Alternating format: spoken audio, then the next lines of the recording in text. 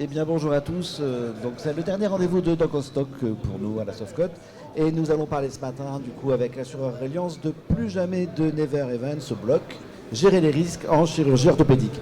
Alors on va partir du départ de se dire qu'en France au moins un événement indésirable totalement évitable survient chaque semaine. Ça c'est selon le panorama des risques liés aux soins 2024 de Reliance, votre panorama. Et la chirurgie représente quand même 58% des sinistres observés en santé et donc 43% en orthopédie. Donc on reviendra un petit peu sur ces chiffres tout à l'heure. Et donc on peut quand même se dire que l'orthopédie représente 25% de la sinistralité vue par Reliance cette année. Et elle est en tête des spécialités chirurgicales en nombre et en gravité de sinistres. Bon, en même temps c'est un peu normal, hein, ça ne va pas être non plus les généralistes ou les... Bon, il y a une espèce de logique, c'est pas vraiment la faute des chirurgiens ortho. Je vous le dis tout de suite. Et alors bon, comment gérer et limiter les risques de sinistres en chirurgie orthopédique? Nous allons donc parler de ça ce matin avec d'abord vous, docteur Mélanie Autran, qui est directrice du marché des professionnels de santé chez Reliance. Avec vous, Katia Hérault, qui est responsable coordination de l'offre de services chez Reliance. Et avec le docteur Georges Romero, qui n'a pas beaucoup de voix, alors il parlera moins que d'habitude ou que prévu, qui est directeur médical du risque management chez Reliance. Et qui va nous expliquer quand même ce concept de risque management très cher à Reliance, justement. Alors justement, si on veut commencer à parler directement de ces Never Events, qu'est-ce que c'est un Never Events? Pour qu'on comprenne bien, pour que tout le monde comprenne bien, pour que les gens en ligne comprennent bien, est-ce qu'on a un cas clinique concret de ce qui se passe et de voilà, comment on fait? On commence par un cas clinique, je suis chirurgien, c'est quoi un Never Events? Qu'est-ce qui m'arrive? En effet, à l'instar de la Grande-Bretagne, on a fait le choix de suivre des Never Events, c'est-à-dire des événements totalement évitables, type erreur de côté, type oubli de compresse, qui sont évitables par l'utilisation de recommandations applicables partout, type la checklist au bloc opératoire. Un cas clinique pour illustrer ce type d'événement, par exemple, c'est une chirurgie orthopédique, chirurgie de genou. Le patient est installé, on est en chirurgie programmée, rien de particulier, ça se passe le matin, et le patient est endormi et installé avec le chirurgien et l'anesthésiste, puis le champage se fait pendant que le chirurgien se lave les mains. Et en fait, le champage a été fait du mauvais côté. L'intervention se déroule sur le mauvais genou. Et le chirurgien s'en rend compte à la fin de l'intervention. Quels ont été les problèmes? La première chose, le chirurgien a décidé immédiatement de réopérer le bon genou. Et en post-opératoire, le patient s'est retrouvé, au lieu d'avoir un genou opéré, les deux genoux, et s'est retrouvé en convalescence, une grosse partie de sa convalescence en fauteuil roulant, ce qui n'était pas le souhait du patient. Et à l'analyse de l'événement, qu'est-ce qu'on constate évidemment? C'est que les vérifications n'ont pas été faites avant l'incision, le fameux time-out de la checklist.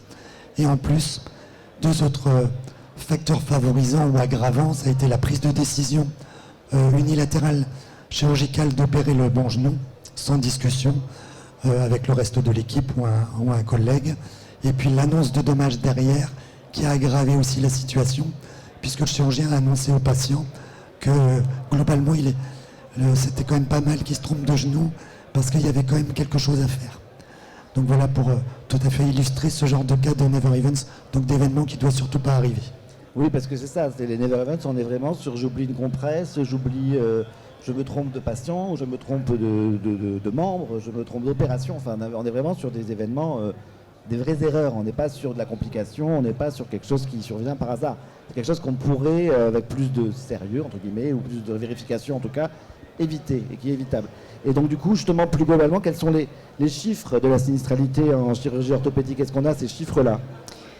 Oui, les chiffres, c'est ceux que vous évoquiez tout à l'heure, c'est-à-dire que l'orthopédie, ça représente 43% de la sinistralité chez Reliance, 43% de la chirurgie, plus exactement, qui représente au final 25% de toute la sinistralité chez Reliance. Les éléments qui sont pointés du doigt, c'est surtout dans un cas sur deux l'acte technique, en fait, l'acte de soins. Au deuxième rang, c'est les infections pour 17% des cas. Et dans 10%, c'est l'indication du soin qui est remise en cause. Quand on regarde un petit peu plus finement les dossiers, on se rend compte que la moitié des événements indésirables ont lieu au moment du post-opératoire, contrairement à ce qu'on pourrait imaginer. Et les trois causes principales qui favorisent la survenue d'un événement indésirable, c'est surtout un défaut de communication, un défaut de vérification, alors évidemment on pense à la checklist, et également un problème organisationnel. Si on revient sur les Never Event dont Georges vient de vous parler, en 2023, on a reçu 150 dossiers de Never Event et 54 étaient sur un acte qui était intervenu en 2023, ce qui fait à minima un Never Event toutes les semaines. Concernant la chirurgie, elle est dans le top 3 des pourvoyeurs de Never Event, alors notamment pour les erreurs de côté, les erreurs d'étage, mais aussi les oublis de matériel ou les problèmes de matériel. Et elle représente, l'orthopédie, c'est 21% des Never Event de 2023 qui ont eu lieu en 2023. Oui, parce qu'on les voit derrière vous, justement, les Never Events qui ont été relevés par Allianz en 2023. Et c'est vrai qu'il y a donc l'erreur d'intervention d'abord. Non, pas d'abord. Ils ne sont pas dans l'ordre. C'est l'oubli de matériel ou de corps étranger en premier, après l'intervention quand même, qui arrive. Souvent, ça, c'est des compresses ou des trucs comme ça. C'est souvent des compresses, effectivement. Non, c'est pas plus en obstétrique, ça? Non, il y a des compresses, on peut oublier dans toutes les spécialités, malheureusement. Ah bah écoutez, l'oubli de compresse, la brûlure du patient, ça concerne plus l'anesthésiste. Non, ça peut être au moment de la sepsie, en fait, la bétadine, notamment alcoolique, et le coup de bistouri qui fait s'enflammer. C'est un grand classique avec de l'oxygène pas très loin, qui est un bon comburant, du coup ça marche bien. Et donc après, il y a le cas clinique qu'on a pris là, c'est-à-dire l'erreur d'intervention. On s'est trompé, c'est pas le bon genou, c'est pas le bon bras, c'est pas la bonne épaule, etc. On a en dessous, la prothèse ou l'implant inapproprié aussi, ça c'est pareil. Ça paraît un peu fou, mais voilà.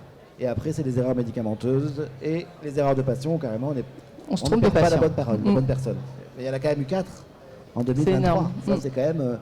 Et ça, c'est juste qu'on a oublié de redire aux patients, redonnez-moi votre nom, votre âge, votre date de naissance. C'est toute une série d'événements, de barrières qui tombent, en fait, qui ne fonctionnent pas et qui aboutissent à l'intervention sur le mauvais patient. Et alors, du coup, Mélanie Autran, justement, en cas d'erreur médicale comme ça, quand il y a un événement indésirable qui arrive, comment les chirurgiens sont accompagnés par Allianz? Parce que c'est quand même des cas qui paraissent presque un peu indéfendables. Hein. Alors, ça, c'est des cas qui sont exceptionnels. Même s'il y en a un par semaine, c'est quand même des cas exceptionnels. Et nous, ce qu'on défend de façon globale, et le cas principal, c'est quand même un dysfonctionnement en équipe. L'intérêt de Reliance, c'est qu'on est le seul acteur à pouvoir proposer une couverture et un accompagnement pour les établissements publics, privés et pour les libéraux. On est extrêmement présent auprès des 3 cibles, en particulier des établissements. Et donc cette lecture qu'on a quand on assure plusieurs acteurs de la prise en charge, ça nous permet de comprendre précisément ce qui s'est passé, où sont les zones de dysfonctionnement. On remarque toujours que les dysfonctionnements ils sont partagés la plupart du temps. En tout cas, il y a des points de discussion qui sont à plusieurs niveaux d'intervention. Et donc, nous, on défend chaque acteur pour ce qu'il a fait sans les monter les uns contre les autres, ce qui fait qu'ils peuvent continuer à travailler correctement ensemble, indépendamment de la procédure. L'autre intérêt, donc ça c'est un point qui est extrêmement important en termes d'impact, d'ambiance dans l'équipe, c'est aussi extrêmement important pour les patients et pour les équipes, parce qu'en fait, le fait de comprendre ce qui s'est passé fait qu'on peut parfois court-circuiter la procédure judiciaire ou la procédure CCI, faire une proposition directement aux patients quand on sait précisément ce qu'il faut indemniser. Et donc ça permet de raccourcir les procédures et d'indemniser les patients le plus vite possible. Du coup, tout le monde tourne la page. Le patient reprend ses soins en confiance, l'équipe continue à travailler correctement et au global, on arrive à indemniser sur des niveaux d'indemnisation qui sont tout à fait corrects et adaptés aux besoins du patient. Donc ce n'est pas de la sous-indemnisation pour autant.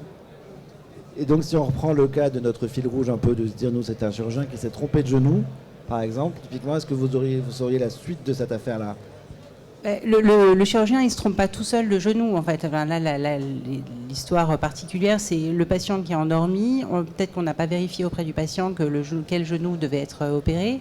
Le champage a été fait. Peut-être que le chirurgien n'était pas au bloc au moment où le champage a été fait. Il n'a pas pu vérifier que c'était le bon genou qui était fait. Parfois, c'est une histoire de discordance entre ce qui est écrit dans le dossier patient, ce qui est écrit dans le dossier chirurgical. Et donc, en fait, l'information, il y a quelqu'un qui choisit de prendre l'un des deux côtés sans vérifier réellement que c'est bien le côté qu'il faut opérer. Enfin, c'est une suite de dysfonctionnements. Ce n'est pas seulement la responsabilité du chirurgien, c'est aussi la responsabilité de l'équipe. Dans le cas particulier que Georges a décrit, l'organisation de soins, donc l'établissement, a été reconnu responsable pour un champage qui n'a pas été fait de façon adaptée, et le chirurgien était responsable aussi. Alors la responsabilité elle est plus importante de la part du chirurgien, parce que c'est lui qui porte la responsabilité du geste, qui a fait l'incision et qui aurait dû vérifier. Mais au global, dans le processus de qualité globale, l'établissement était aussi responsable. D'accord. Et alors du coup, justement, au-delà de justement ces histoires d'indemnisation, de procès, etc., avant que le risque survienne, comment on peut gérer ça justement? Comment vous pouvez accompagner, vous, Reliance, le risque management justement dans le bloc opératoire? Nous, on intervient dans les établissements de santé auprès des établissements, mais également des libéraux, pour de plusieurs façons. En fait, idéalement, on aime toujours commencer par un diagnostic. Donc souvent, c'est ce qu'on fait au cours des visites de risque, par exemple, des audits de bloc, etc., qui nous permet de mieux comprendre quels sont les dysfonctionnements, ou en tout cas les situations qui sont pour lesquelles on a besoin de maîtriser le risque, en tout cas. Donc l'intervention, ça commence toujours par un diagnostic. On a pu remarquer, parce qu'en fait, on n'a pas une solution à proposer à tout le monde systématiquement, parce qu'effectivement, à l'issue de nos visites de risque en 2023, 9 blocs sur 10 avaient une recommandation au sujet de la checklist, par exemple. Et en fait, en fonction des établissements... Ça veut dire que leur checklist n'était pas complète ou pas suffisante? Justement, en fonction des établissements, ce pourquoi on posait une recommandation, c'était des choses différentes. Certains n'en faisaient pas du tout. Certains la faisaient. Enfin, il y avait une volonté d'une partie de l'équipe de la faire correctement. Parfois, il n'y avait pas d'évaluation. Donc, quand il n'y a pas d'évaluation, on ne peut pas se rendre compte de ce qui fonctionne et ce qui ne fonctionne pas. Voilà, c'était plein de niveaux en fait différents sur lesquels notre recommandation portait. Donc, du coup, on n'a pas une solution à tout trouver en disant, bah tiens, il y a un problème de checklist, bam, c'est ça qu'il faut donner. On personnalise notre accompagnement évidemment pour essayer de maîtriser au mieux le risque. Et donc ça fonctionne, et c'est ce qui fait que vous avez des tarifs moindres que les autres, c'est ça que... Alors, on a des tarifs moindres que les autres parce qu'on est capable d'équilibrer le risque du fait de notre stratégie de défense des équipes de soins. Cette compréhension du risque fait qu'on est capable d'indemniser les sinistres seulement ceux à indemniser et au bon niveau d'indemnisation. Donc ça permet d'équilibrer. L'autre point, c'est que le fait de mieux comprendre ce qui se passe fait qu'on est mieux armé à l'expertise. Et donc, les experts et les juges sont moins en situation de reconnaître des responsabilités puisqu'on ne se monte pas les uns contre les autres. Donc, il y a moins de failles dans lesquelles rentrer. Ça, c'est un point qui est important parce que pour nous, c'est un levier de réussite sur nos résultats. On a 85, en chirurgie orthopédique en particulier, 85% des situations où les libéraux sont mis en cause, dans lesquelles il n'y a pas de responsabilité. Donc c'est hyper bien en termes de résultats. Mais en plus, quand on assure le libéral et l'établissement, on monte à 88% des cas. Et ce dont on se rend compte, c'est que ce qu'on gagne pour les libéraux, on ne le transfère pas aux établissements. Les établissements aussi gagnent du fait qu'on assure la totalité ou une grande partie des acteurs du parcours, parce qu'en fait, ça donne vraiment cette lecture et cette compréhension globale. D'accord. Et alors du coup, est-ce que vous avez, un ou deux conseils à donner aux chirurgiens et aux établissements, du coup, pour limiter les risques chirurgicaux? Parce que quand même, le but, c'est bien d'indemniser, mais c'est peut-être bien de ne pas le faire, l'erreur. En fait, oui, notre conseil, clairement, il est de travailler sur 2 axes. Prévenir les événements, faire en sorte qu'ils n'arrivent pas. Mais c'est ce qu'on constate, nous, souvent dans nos dossiers, c'est savoir réagir aussi. Vraiment, quand on va comme l'illustre notre cas, quand on se rend compte de l'erreur, il est fondamental de s'arrêter, d'en discuter, de demander conseil, même à la phase aiguë. Et ça, c'est un point où on accompagne aussi les établissements, c'est dans la gestion de crise. Parce qu'effectivement, ces événements-là, c'est pour ça qu'on a fait le choix de les suivre, c'est que ça laisse vraiment des traces au sein des équipes. Parce que comme vous le disiez en introduction, c'est des erreurs totalement inexcusables de la part du patient. Et au sein des équipes, il y a vraiment un impact important qu'on sous-estime. Et en fait, pour travailler sur ces 2 axes, ça se résume à travailler sur le savoir-faire et le savoir-être. Et surtout le savoir-être. Le savoir-faire, en fait, nos chirurgiens, les médecins en France sont très bons techniquement. Là où ça pêche, c'est vraiment le savoir-être. Et la checklist, en fait, ça devrait se résumer à simplement apprenons à nous parler, à nous écouter entre médecins, entre collègues au bloc opératoire. Travaillons l'écoute, travaillons la communication vers le patient et travaillons aussi la notion de culture de l'erreur qui est vraiment fondamentale, qui est en fait quelque chose qui nous dérange. On n'est pas formé, on n'est pas formaté à cette notion-là et on doit vraiment la travailler. Donc pour moi, le conseil principal, c'est vraiment travailler sur la communication et sur le savoir-être. Mais donc travailler l'erreur, ça veut dire après que l'erreur soit survenue, je vais aller, on va faire un débriefing, on va discuter ensemble, dire mais à quel moment on a péché, à quel moment on ne s'est pas parlé? Alors, ce qu'on appelle la culture de l'erreur, c'est admettre dès son plus jeune âge, dans son parcours, que des erreurs, on va en faire tous les jours, toute sa vie. Ça fait partie, c'est normal, c'est pas grave. L'essentiel, c'est de l'accepter. C'est quand on s'engouffre dans l'idée qu'on ne fera jamais d'erreur qu'on n'accepte pas de les voir, en fait. Et du coup, comme on ne les voit pas, on rentre dans un effet tunnel à chaque fois quand elles surviennent. Et on se dit, je ne suis pas en train de faire une erreur, je suis en train de faire quelque chose bien parce que je ne peux pas faire d'erreur. En fait, si on prend le contre-pied, on se dit, en fait, j'ai le droit de faire des erreurs, ça fait partie de la vie et ça m'arrivera forcément. On est plus à même d'accepter le fait que l'erreur, on est en plein dedans au moment où elle survient. Et donc, dans ces cas-là, on peut plus facilement trouver des manières de contourner et puis aussi demander de l'aide, parce qu'en fait c'est ça le sujet. En médecine, on n'est jamais omniscient. Personne n'est omniscient, personne n'est sachant, n'est capable de répondre à toutes les situations, à toutes les problématiques qu'on rencontre. Et donc, il faut savoir aller chercher l'aide et détecter les situations dans lesquelles on en a besoin. Alors, il y a des moyens techniques pour s'aider, des moyens digitaux, il y a plein d'outils d'aide à la décision. Puis, il y a les personnes, et c'est surtout ça, en fait. C'est quand même un métier de relationnel avec le patient et avec les équipes.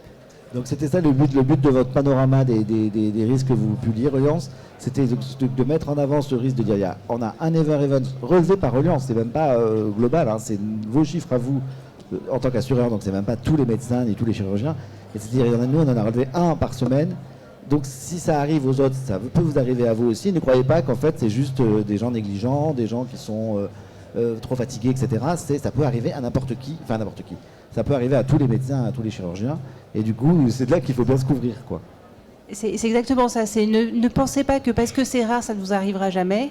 Et surtout, suivez la checklist avec la bonne volonté de le faire pour que ça serve à quelque chose. Parce que surtout, ne vous mettez pas dans la situation où un jour vous seriez face à un Never Even parce que vous en voudriez toujours. Et voilà, c'est un levier qui permet d'éviter de se retrouver dans cette situation-là. Et ça suit des années, ça conduit au burn-out, à la dépression, et voilà, au mal-être des médecins, des chirurgiens. Et un bon moyen d'éviter de se retrouver dans cette spirale, c'est justement de suivre cette recommandation qui n'est finalement pas si compliquée à faire. Vous avez un dernier conseil à donner ? Oui, en fait, ça se résume à simplement « et si on se parlait ?» Et si on se parlait. Et donc pour retrouver tous les chiffres et puis toutes les infos qu'on s'est données aujourd'hui sur ces Never Events, ce bloc, et comment les gérer en risque orthopédique, il y a donc un panorama que vous pouvez tous télécharger sur le site de Reliance. Je ne vais pas vous dire comment s'écrit Reliance, c'est écrit sur l'écran derrière, les gens doivent le savoir. Et merci à vous, merci à tous d'avoir écouté. Et je vous souhaite une bonne journée et une bonne fin de salon pour vous, de congrès plutôt. Merci beaucoup.